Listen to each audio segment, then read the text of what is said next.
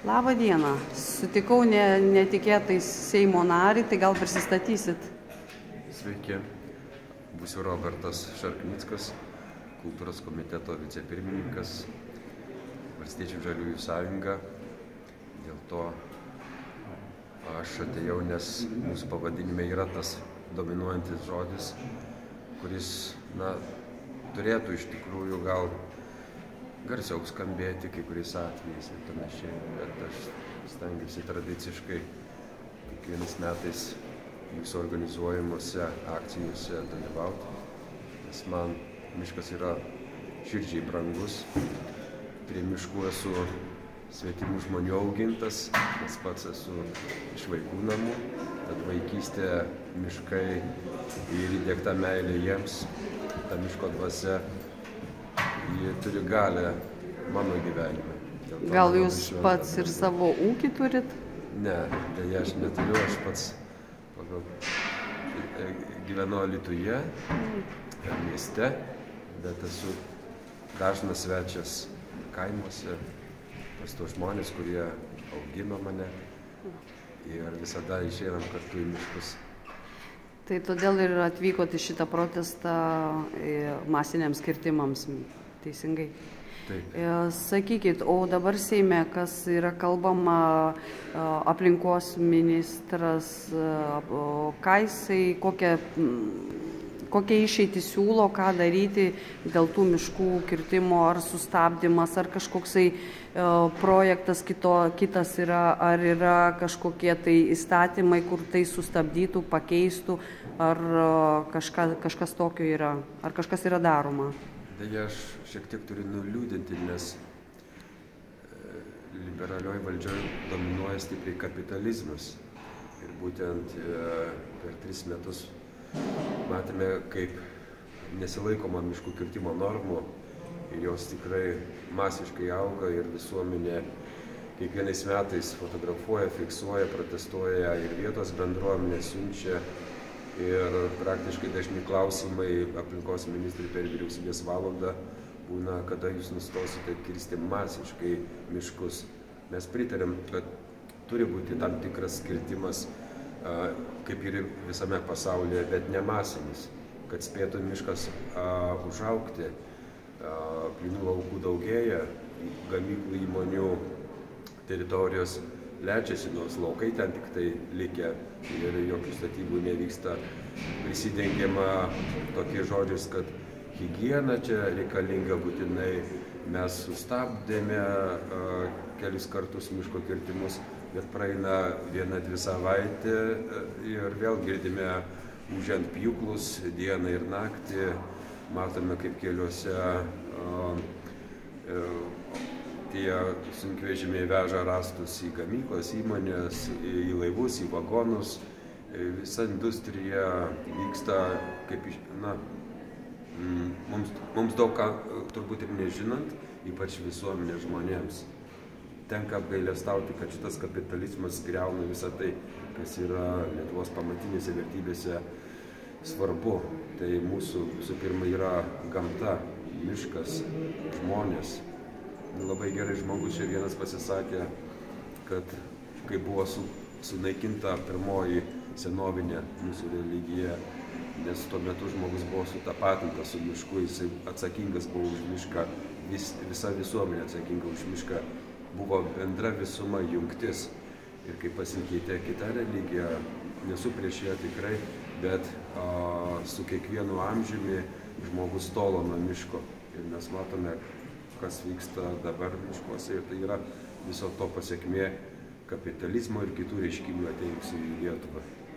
O tai aplinkos ministras, ką jisai nieko nežada stabdyti, nes kiek klausiausi, kiek girdėjau, kad sako, tai higieniniais tais reikalavimais jisai remiasi, todėl taip masiškai yra kertami ir lapuočiai, ir spygliuočiai medžiai. Tiesiog visi iš eilės.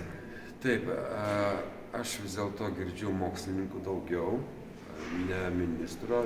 Aišku, jisai irgi iš dalies klausosi, bet suprantate, negalima naudotis vabaliukų po žieve medžio, kuris kenkia tam medžiui.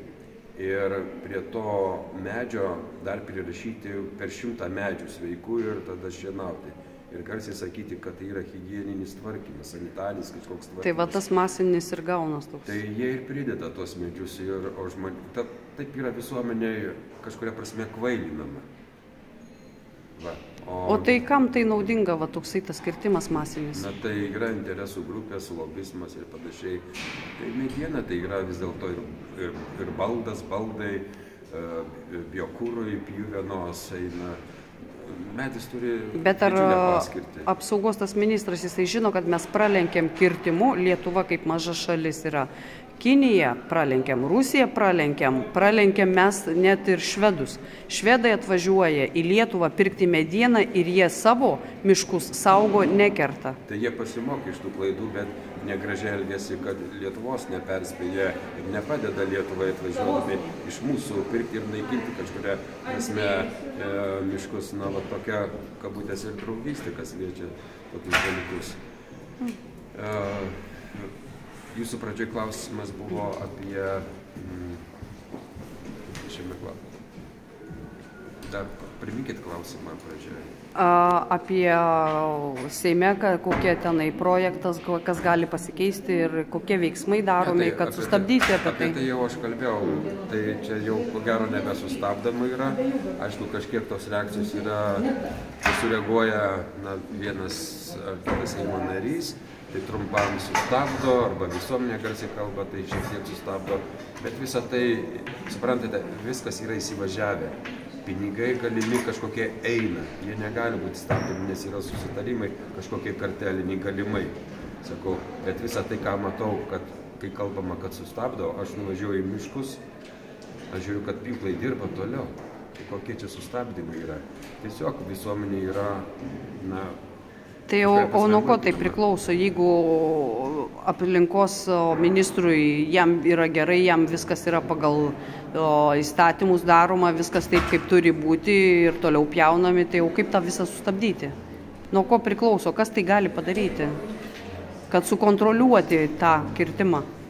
Kadangi jų kamuolys dabar yra valdančioji pusėje, jie viską gali tiesiog.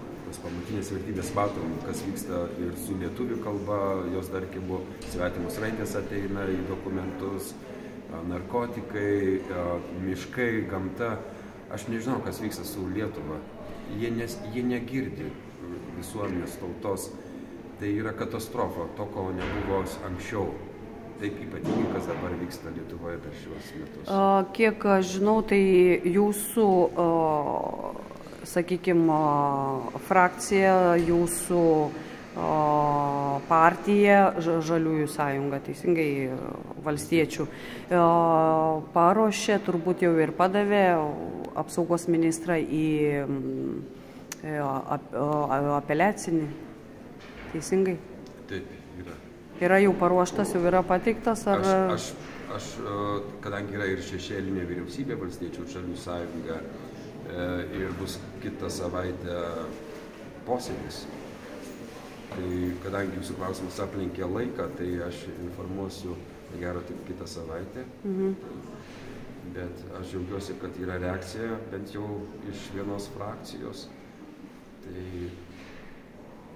išgirsime tos dalykus ir pateiksime. Mes tai be abejo visi už esame.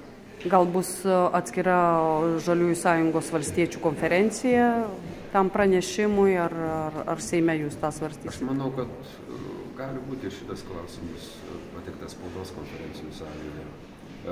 Už šešėlinę vyriausybę aš negaliu atsakinėti, nes nesu jos atstovas. Mes tik tai iš komitetų perduodame informaciją, kas vyksta šalyje. Supratau.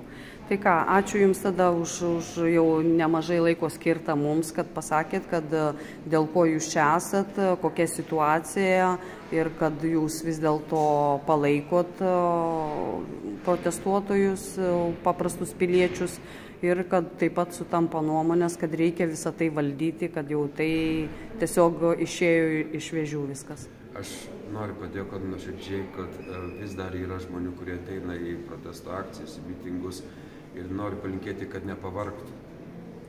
Nes laikas negailestingai bėga, miškai kaip sakyti, nyksta, bet mes turbūt nors vienu žingsneliu galime sustabdyti vis tiek dalelę.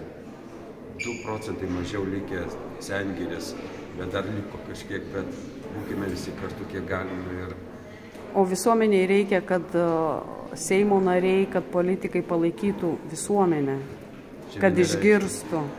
Vienareikšmiškai. Ir aš dairiausi į kitas partijas, šiek tiek liūdnoga, kad nei vieno Seimo nario, ypač aplinkos ministro nėra, iš jo ministerijos atstovų. Mes ir nesitikim, kad aplinkos ministras ateitų į tokius protestus, tai čia būtų... Švietimo ministras išdryso atėjo, o aplinkos ministras turi matyti kitą savo požiūrį. Palinkėsime visiems, kad išbūtumėm tiesiog dar tą laiką, tikrai dar įmanoma, galima, nepasiduokime, artėja kiti rinkimai, kad išrinktumėm tuos žmonės, kurie yra arčiau žmonių, arčiau gamtos. Ko gero, jų darbai mažiau matomi, bet jų požiūris yra kur kas atrodo jau svarbesnis, nes išsireikšti tiems žmonėms visuomenėje turbūt ne visada yra finansinių galimybių, bet tie, kurie kalba čia scenoje ir panašiai, aš visą širdimi esu už juos ir jeigu jie dalyvautų visi balsai, tai būtent už medį, už augalą, žolę, paukštį, už jų vidinį tikrą balsą. Tai čia miškai yra mūsų turtas. Vienareikšmiškai. Gerai, ačiū Jums labai už pokalbį, už interviu, už informaciją. Ir tikėkime, kad kažkas tai pasikeis į geresnę pusę. Ačiū Jums. Ačiū Jums. Kad žaliuoja miškai.